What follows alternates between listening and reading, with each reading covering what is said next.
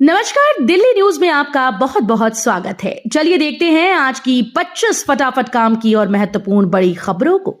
पर इससे पहले वीडियो को लाइक करना बिल्कुल न भूलें। दिल्ली को मिली नई सौगात, हॉटलाइन व्हीकल से अब बिना कटे बिजली होगी मेंटेनेंस। दिल्ली की जनता के लिए बड़ी खुशखबरी, अब बिजली कटौती की टेंशन खत्म है। देश की पहली हॉटलाइन मेंटेनेंस व्हीकल दिल्ली में काम करना शुरू कर रही है। ये हाईटेक वाहन बिना बिजली बंद किए लाइव लाइन पर मरम्मत और रखरखाव कर सकता है, यानी त्योहार, गर्मी या शादी के सीजन में अचानक से पावर कट से राहत मिलेगी। इस तकनीक से बिजली सप्लाई होगी भरोसेमंद और सुरक्षित। दिल्ली अब सच में कहेगी no more power cut. Delhi में महिलाओं को बड़ी सौगात, अगले माह से शुरू होगा मुफ्त बस यात्रा कार्ड रजिस्ट्रेशन। दिल्ली की महिलाओं के लिए खुशखबरी है। राज्य सरकार अगले माह से मुफ्त बस यात्रा कार्ड का रजिस्ट्रेशन शुरू करने जा रही है। इस योजना के तहत महिलाएं डीटीसी और क्लस्टर बसेस में बिना किराया दिए सफर कर पाएंगी। कार्ड बनवाने के लिए आधार कार्ड और दिल्ली का निवास प्रमाण पत्र होना जरूरी है।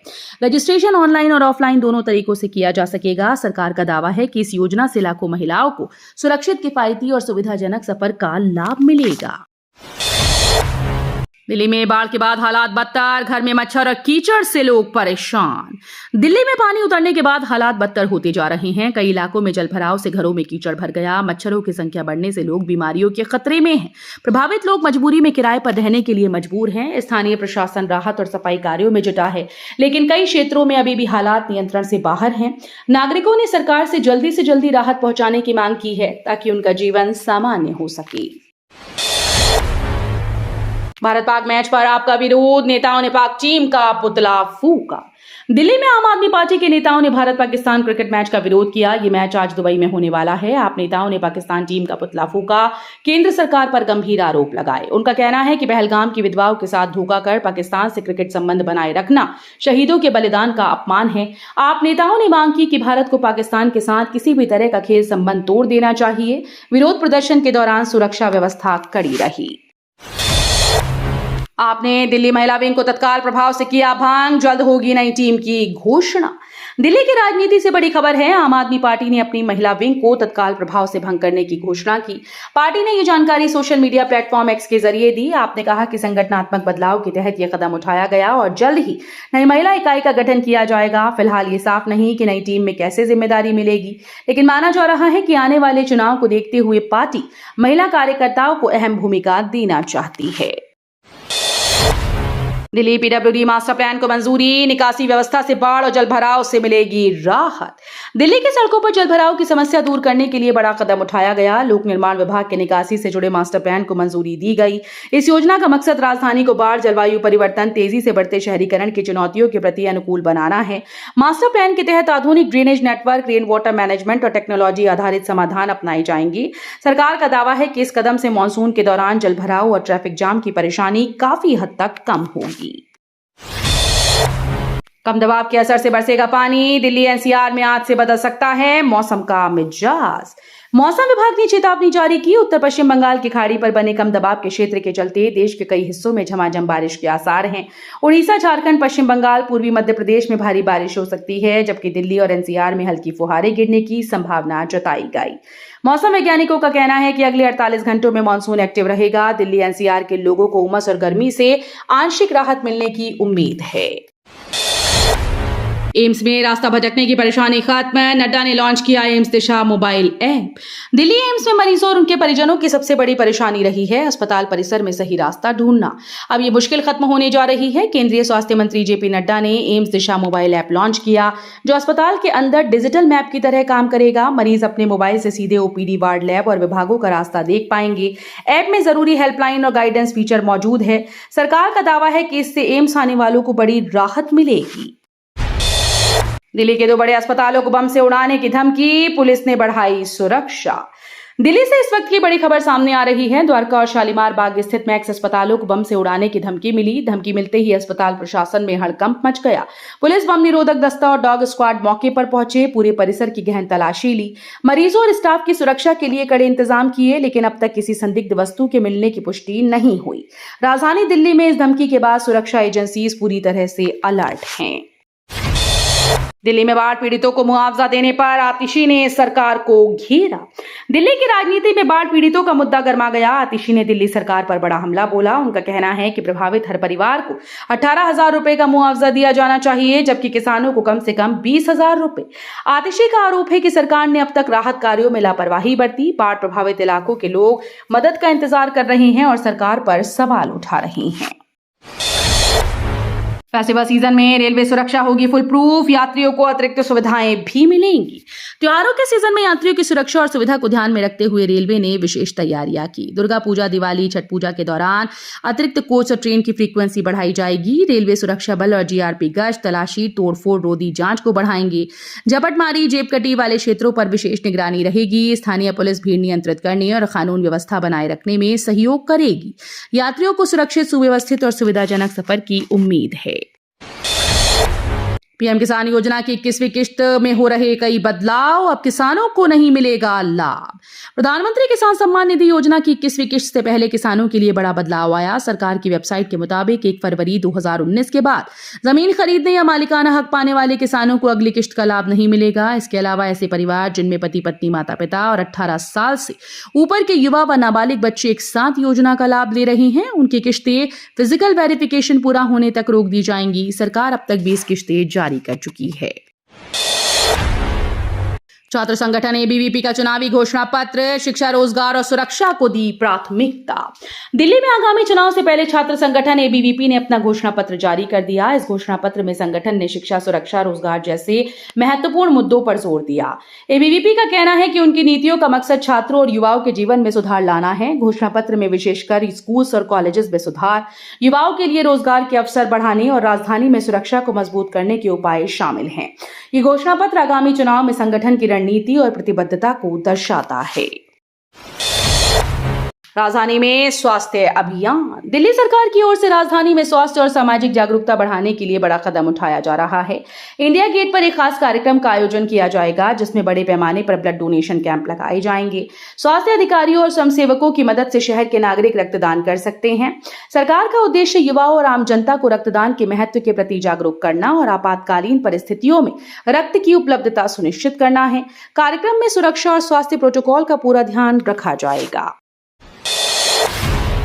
राष्ट्रीय लोक अदालत में रिकॉर्ड, एक दिन में 2 लाख से ज्यादा मुकदमे निपटाए। देश में न्याय व्यवस्था में नई उम्मीद की किरण है। राष्ट्रीय लोक अदालत ने एक दिन में 2 लाख से अधिक मुकदमे निपटाए हैं। इस एक दिन की कार्यवाही में लगभग 9 करोड़ रुपए का सेटलमेंट कराया। अदालत का उद्देश्य विवादों का त्वरित समाधान और लंबित मामलों को घटाना है। विशेषज्ञों का कहना है कि इस तरह के निपटारे से न केवल न्याय तक पहुंच तेज होगी, बल्कि नागरिकों को आर्थिक और समय की बचत होगी। यह कदम देश में न्याय प्रणाली को सशक्त बनाने की दिशा में अहम है। दिल्ली पुलिस ने मथुरा में पकड़ी अवैध फैक्ट्री, बाहर पहरा देते थे खूंखार कुत्ते। दिल्ली पुलिस ने मथुरा में एक अवैध फैक्ट्री का भांडाफोड़ किया। जानकारी के मुताबिक फैक्ट्री में अंदर काला धंधा चलता था, जबकि बाहर खूंखार कुत्तों से सुरक्षा के लिए पहरा दिया जाता था। पुलिस ने विशेष छापेमारी कर फैक्ट्री के संचालक को पकड़ा और बरामद सामग्री को जब्त किया। मामले की जांच जारी है और पुलिस ये पता लगाने की कोशिश कर रही है कि अवैध गतिविधियों में कौन कौन शामिल था। ये कार्रवाई राजधानी के लिए कानून और व्यवस्था बनाए रखने की दिशा में महत्वपूर्ण कदम मानी जा रही है। डुप्लीकेट वोटर कार्ड को लेकर पवन खेड़ा और पत्नी ने दिया नोटिस का जवाब, जांच शुरू। एक से अधिक वोटर कार्ड रखने के मामले में कांग्रेस नेता पवन खेड़ा और उनकी पत्नी ने चुनाव आयोग को भेजे गए नोटिस का जवाब दिया। आयोग अब उनके दावों और उपलब्ध कराए गए दस्तावेजों की जांच करेगा। ये मामला कथित तौर पर डुप्लीकेट वोटर कार्ड से जुड़ा है, जिस पर आयोग ने हाल ही में नोटिस जारी किया। अब अगले चरण में जांच पूरी होने के बाद ये तय होगा कि इस मामले में आगे क्या कार्रवाई की जाएगी। यमुना प्राधिकरण ने सोलर प्रोजेक्ट के लिए दी 25 एकड़ जमीन, चीन पर निर्भरता घटेगी। यमुना प्राधिकरण ने सेक्टर 8 में सोलर पैनल और सेल बनाने के लिए इंटीग्रेटेड बैटरीज प्राइवेट लिमिटेड को 25 एकड़ जमीन देने का लेटर ऑफ इंटेंट जारी कर दिया है। इस फैसले को मेक इन इंडिया अभियान को मजबूती देने वाला कदम माना जा रहा है। इससे न केवल चीन पर निर्भरता कम होगी, बल्कि स्थानीय रोजगार अवसर बढ़ेंगे। विशेषज्ञों का कहना है कि यह परियोजना क्षेत्र में सौर ऊर्जा उत्पादन और औद्योगिक विकास दोनों को गति देगी। यात्रियों को मिलेगा स्मूथ सफर। डीएमआरसी ने रेड येलो लाइन को अपग्रेड करने की बनाई योजना। दिल्ली मेट्रो ने यात्रियों के सफर को और सुरक्षित और तेज बनाने की दिशा में बड़ा कदम उठाया। डीएमआरसी ने रेड और येलो लाइन की सिग्नलिंग तकनीक को अपग्रेड करने के लिए एस्टॉम ट्रांसपोर्ट इंडिया लिमिटेड के साथ 6 साल का करार किया।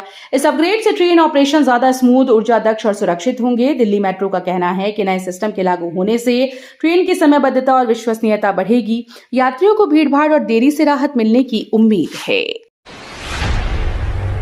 ग्रेटर नोएडा में 13वीं मंजिल से गिरकर मां बेटे की दर्दनाक मौत, सोसाइटी में सनसनी। ग्रेटर नोएडा से एक दर्दनाक घटना सामने आई। बिसरा क्षेत्र की एक हाई राइज सोसाइटी में 13वें फ्लोर के फ्लैट की बालकनी से मां और उसका 12 वर्षीय बेटा नीचे गिर गए। गिरने के तुरंत बाद ही दोनों की मौके पर मौत हो गई। घटना की सूचना मिलते ही पुलिस और सोसाइटी प्रबंधन सक्रिय हो गए। शवों को पोस्टमार्टम के लिए भेज दिया गया। फिलहाल पुलिस ये जांच कर रही है कि यह हादसा था या इसके पीछे कोई और वजह। इस घटना से पूरे इलाके में सनसनी फैल गई। आरोप प्रत्यारोप के बीच मंगोलपुरी में विधायक की धमकी पर सियासी झड़प तेज। दिल्ली से बड़ी राजनीति की खबर है। आपने मंगोलपुरी के भाजपा विधायक राजकुमार चौहान का एक वीडियो सोशल मीडिया पर साझा कर गंभीर आरोप लगाया। वीडियो में विधायक को कहा सुनाया जा रहा है कि उद्घाटन में भीड़ न आई तो वो मार्केट उजाड़ देंगे। आपने इसे दुकानदारों पर दबाव बताकर कड़ा विरोध जताया। भाजपा ने बयान में कहा कि बयान का संदर्भ निकाला गया और आरोप बेधारा है। मामला अब राजनीतिक विवाद बन चुका है और दोनों पक्षों ने एक दूसरे पर हमला तेज कर दिया। पीएम और उनकी मां से जुड़े फर्जी एआई वीडियो पर दिल्ली पुलिस ने दर्ज की एफआईआर। दिल्ली से बड़ी खबर, प्रधानमंत्री नरेंद्र मोदी और उनकी मां से जुड़े फर्जी एआई वीडियो मामले में दिल्ली पुलिस ने एफआईआर दर्ज की। ये कार्रवाई बीजेपी नेता की शिकायत पर की गई, जिसमें दावा किया गया कि वीडियो पूरी तरह से भ्रामक और अफवाह फैलाने वाला है। पुलिस का कहना है कि जांच साइबर सेल को सौंपी गई और जल्द ही आरोपियों की पहचान की जाएगी। एआई आधारित फर्जी वीडियो पर यह पहली बड़ी एफआईआर है जिसने राजनीतिक गलियारों में नई बहस छेड़ दी। दिल्ली में लग्जरी कार चोर गिरोह का पर्दाफाश, 6 गिरफ्तार, करोड़ों की गाड़ियां बरामद। दिल्ली से बड़ी खबर सामने आई है। पुलिस ने लग्जरी कार चुराने वाले गिरोह का भांडाफोड़ किया, 6 आरोपियों को गिरफ्तार किया और 1 करोड़ से ज्यादा कीमत की लग्जरी गाड़ियां बरामद की। पुलिस का कहना है कि ये गिरोह दिल्ली और आसपास के इलाकों में हाई एंड कारों की चोरी कर उन्हें फर्जी कागजात के सहारे बेच देता था। लगातार बढ़ रही कार चोरी की वारदातों पर अब लगाम लगाने का दावा किया जा रहा है। दिल्ली ताज पैलेस होटल में आईईडी की सूचना, पुलिस बीडीएस टीम मौके पर जांच में जुटी।